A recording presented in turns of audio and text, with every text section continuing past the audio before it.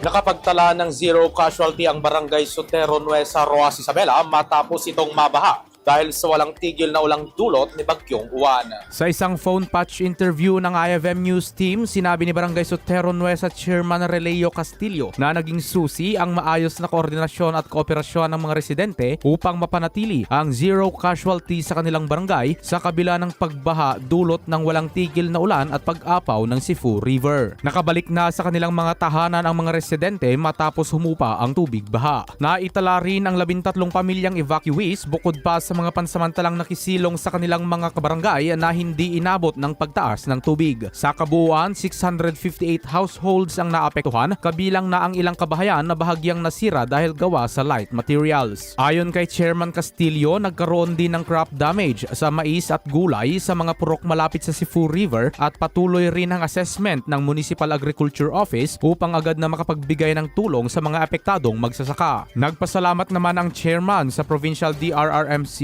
at sa pamahalang bayan ng Rojas sa mabilis na pagresponde at muling nagpaalala sa mga residente na panatilihin ang koordinasyon at kooperasyon sa oras ng sakuna. Siyempre, unang-una, lagi po nating pabatid sa ating mahal na mga kabaranggayan taga Sotero Nuesa ang iba yung pag-iingat at ang pagsunod palagian sa utos na nagmumula sa ating mahal na mayor na Benny Calderon na pag ganitong may parating na bagyo o anumang calamity is palagian po tayong sumunod sa panawagan upang maiwasan po natin ang casualty na tulad nung nangyari itong nakaraang bagyo. Napakaganda ng naging resulta dahil sa pagkakaisa at pagtugon sa panawagan ng ating na malayo pa, maaga pa is lahat nakasafe na. Kaya ang naging resulta, so zero casualties ang Barangay Sotero Nuesa. Iyan ang naging pahayag ni Barangay Sotero Nuesa Chairman Releo Castillo. Para sa IFM News, ako si Idol Victor Pascual.